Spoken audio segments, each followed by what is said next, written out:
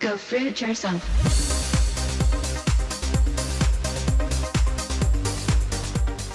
The latest diet fad doing the rounds has been taken to the extreme by this 25-year-old from Australia, Loni Jane Anthony. Loni Jane reveals on her blog that she eats up to 20 bananas a day, raw and in smoothies, but many commentators are branding her irresponsible. Okay, it's working. It work? It's working. We're on. There's a little fruit baby there. So there's a fruit baby, a smoothie baby in there. And I just wanted to welcome you and see how you're feeling and just thank you for being here. Yeah, for sure. I'm feeling awesome. Yeah, and you're looking awesome. I feel good. I'm a little bit sort of losing my voice a bit from just doing interviews and talking on the phone and being really busy still, but yeah, I can cope with that because I'm carved up. Yeah, exactly. Yeah, good one. Yeah, so like, how is all this hype? I couldn't believe it. Like, you did this interview and then all of a sudden it's just everywhere. I know, I was not expecting it at all, and I definitely didn't do it, to put it out there and put my face and my name out there. I actually was like, oh, I wish I didn't use my last name, but anyway, it doesn't matter.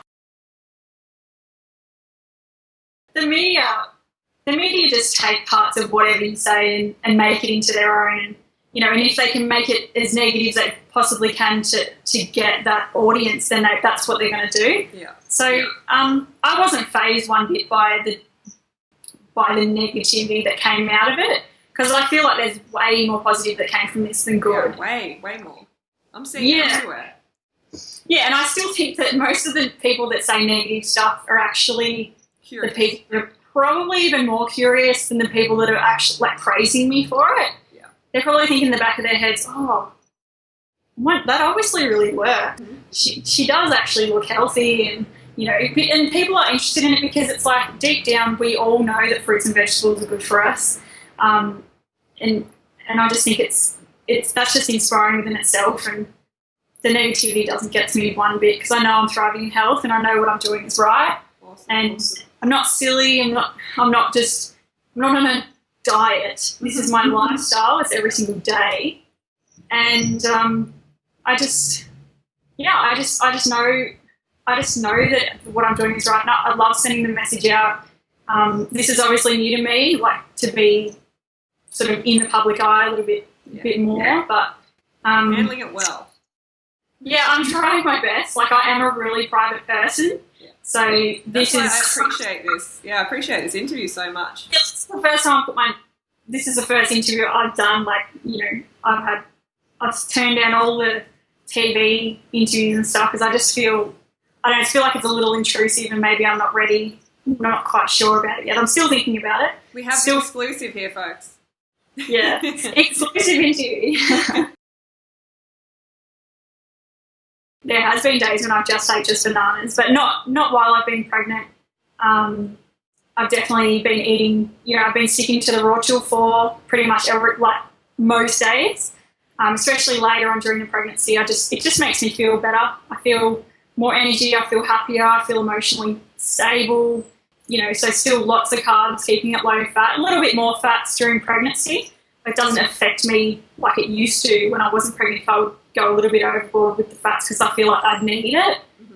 But that's just me listening to my body, because I know what I need, and I know that if I feel like I'm sort of missing something, like my body's pretty good at telling me, and I'm pretty good at picking that up.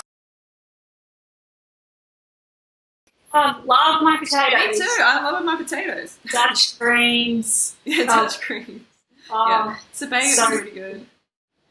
Yeah, Dutch greens and sweet potatoes, pasta and rice. Yeah, it's good. How abundant is this lifestyle, really? Like, a lot of people, I think they look at the lifestyle, whether it be vegan or fruitarian, and they're like, oh, it's just so restrictive. I don't want to do that.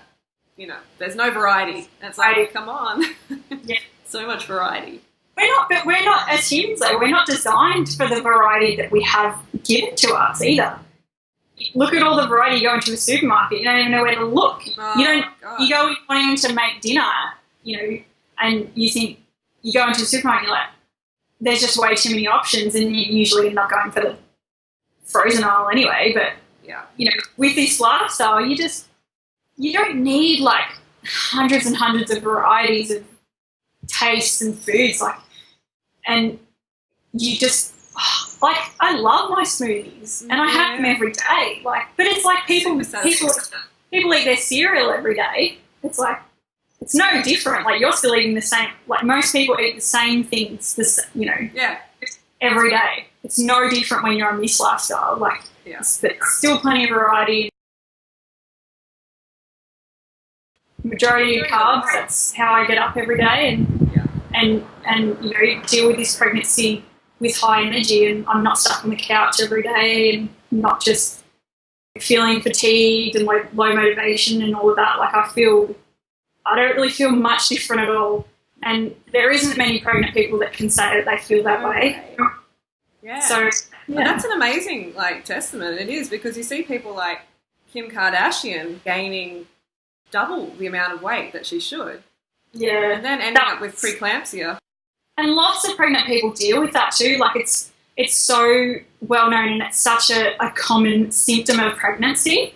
And all of these common symptoms of pregnancy, I just feel like it's not needed. You don't have to have these symptoms if you just, if you don't stuff your face with all these processed foods and high fats and high animal protein. So I think, like when people are saying, I'm going to die, my baby's going to die, I'm like, I'm going to be malnourished, my baby doesn't get enough proteins and fats and all of that. And I think, I love Kim Kardashian, but I watched her pregnancy and how she had her baby, I think it was like 6 or 7 weeks premature, and because her liver was shutting down and she had toxemia, which is preeclampsia, so you hold a lot of fluid, you blow up like a balloon, and it's so, so dangerous. Like, your blood is literally toxic. Wow. And if your blood's toxic, what do you think your baby's getting? So, but there was nothing in the news about that. No one was saying, Kim Kardashian, treating her body badly while she's pregnant, like she should be stopped. All of this stuff. It's just, no one blinks an eye because it's so normal in society. If you were to see a pregnant woman walking along the street with a McDonald's bag, or eating chips or ice creams, or tubs of ice creams or lollies, like, it's just normal. Like, people just think it's so normal, and I completely disagree. I just think it's terrible. It is. It's I just think, well, what's wrong with eating 10 bananas for breakfast? Like, if I'm feeling good and I'm energetic and vibrant and glowing and healthy, and it's obviously working, like, clearly. I want to help other pregnant women be able to not deal with crazy, painful symptoms while they're pregnant, because it's just not necessary. My ankles, like, they're not massive and swollen, and like, I can still walk. And what about morning sickness?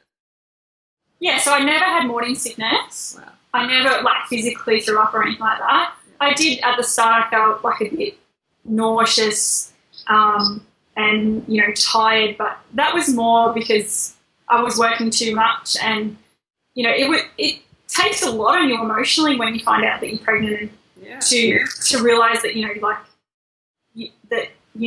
life is changed, like, it's forever changed from that moment that you find out you're pregnant.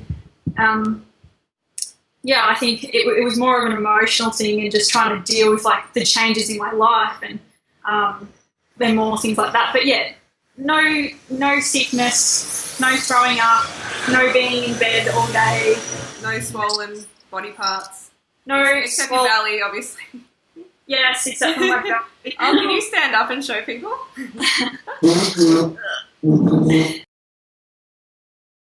There's a little fruit baby there. So there's a fruit baby, a smoothie baby in there. Oh yeah, what were you saying before, that like when you you have to kind of like make room for your smoothie? I have to halve my meals. Yeah. Just spread them out, because like, I do have a smaller body, like, as you can see, one's a little bit smaller frame, so fitting in the 10 banana smoothie is a little bit of a struggle sometimes. It depends on the day. It depends where the baby is. Like, sometimes the baby's feet's like right up, where my stomach is. So I'm having my smoothie, and it's like, or it's like having a boxing match with my stomach. So it's like, okay, I'm just going to have to halve that one and and have another half in half an hour. That's awesome. But yeah, definitely not cutting down on the carbs whatsoever. Yeah. Just have to spread it out. Yeah. Good on you. Yeah, that's awesome. And your blood test, like you said to me that you had your blood tested and the doctor was, you're all good. Yeah, so I had all my blood tests and he was actually kind of surprised because most pregnancy you always become a bit deficient in iron and your B12 and then some other nutrients. But I'm really cautious about making sure I'm never deficient in anything because I have been before. When I was a heavy meat eater, dairy and all of that, I was deficient in iron. I had B12 issues. I had vitamin D issues. I couldn't absorb zinc. Isn't that interesting when meat is meant to help with all these things? It's meant to give you the iron, the B12, and we're seeing more people than ever in the population who are actually deficient. And then they're eating meat, so... And you know, people need to make that connection, and I think they're starting to, which is really good, because people are saying that there is a stronger connection with meat and dairy to ill health. And it is people like you, and it's people like me and Harley and, you know, all the other fruitarians or A1010 or raw foods, you know, whatever, like they are sending a message out that you do not need to live on that lifestyle to be healthy, because clearly like 80% of the population has health issues and they're living on this standard American diet. So there's a clear link right there to why people are getting so sick. It's not from it's not hereditary or anything like that. It's what you feed your bones. It's quite amazing that like it's in front of our faces, in front of the doctors' faces, but the connection is just not being made at all. It's like the fog is just down and nobody can see the truth. Yeah. And that's why, like you said, like we're putting the message out as hard as we can, you know, try and carve the planet up and make people realise that fruits and veggies is the answer. Whether it's cooked carbs or whether it's raw, that is the answer. And the more people eat that and realise, like, the more they kind of start to think for themselves. Yeah, exactly. And I think the people that shun this lifestyle or that, you know, say, oh, you can't get enough from fruits and vegetables, they don't have the education. And even if they are nutritionists, the nutritionists are taught a meat and dairy diet. And, majority of them are, unless you do a special type of, you know, course or something, you know, that doesn't have a meat and dairy involved in it. But I think the only way to really learn is to apply it to yourself. When people first told me about that you can live on fruits and vegetables, like, really? Like, okay. That's a bit extreme. Yeah, like, isn't it? No, I wasn't ever thought it was too extreme. I was really open to it because, you know, it's like my internal instincts. It's like I know that we can, and I know that this is designed for us, like as human beings. So when you apply it to yourself, you do it properly, you get the education, you do your research, you know, you follow people that have done this for years, like I've followed you, and, you know, you can see that it works. And nothing's ever going to work if you don't do it properly. It doesn't matter what it is. It could be a diet, it could be getting fit, it could be, you know, anything. It's like you have to apply yourself properly to get the results that you ultimately want and need. This lifestyle is about abundance. It's not about just having a banana for breakfast and then a couple of lettuce leaves at night. I see people start on this lifestyle and they've got this, you know, bowl like that big. And it's got like 4 grapes in it and half a banana and half an orange. And they're like, oh, breakfast. Yeah. No, like, awesome for trying, but you need to seriously, like, fill yourself up so you literally can't eat anymore. Yeah. And then that's how you learn where your threshold is, that how much energy from carbohydrates that you need throughout your day. I just have always been a big eater, and because I've never really had a problem with my weight up until from about 21, when the lifestyle caught up with me and all the drinking and stuff like that. But I've always just lived a life of just eat whatever you want. So if it's there, I'll eat it. You know, whole bag of Doritos and the whole tub of dip in one sitting, like at 10 o'clock in the morning. That was my smoker. You know, that was just like something I did every day, and, you know, massive chicken parmesanas and McDonald's meals. And then you still want something sweet, hey, because you're not getting your nutrient fix. As soon as you have that savoury, it's like, whereas dessert, like, I need chocolate. Like, I can't focus on anything else right now unless I get a chocolate bar. Of course, I've had times at the start where I didn't eat enough. You fall back into the, you've got things around you, or, you're in a meeting, or you're with some friends or something, and there's lollies, or there's the chocolates, or, the bread or whatever, and you do reach for it. And I have done that because your body is not satisfied, it doesn't have enough, so it's always going to reach for something else. It's the way we're tuned. It's, we live, our instincts is like survival mode. So if we don't have enough, we're going to reach and get anything that's around us. Yeah. But when you do learn to eat enough and enough calories from carbohydrates, that doesn't happen. It's such a relief. Yeah, it is. And you can just, you can look at all that food and you can see the people around you just binging out, and you can just be like, you feel a bit sad for them, but you feel happy that you don't have to go through that anymore, and you only just want to spread the message to those people so that they don't have to go through that anymore. Yeah. And it's not about, people say, oh, you must have had eating disorder or whatever. I'm like, I guess I did because of the way I used to eat, but, it wasn't an eating disorder in the way to be thin or any, image control or anything like that, because I never really had a problem with my weight. So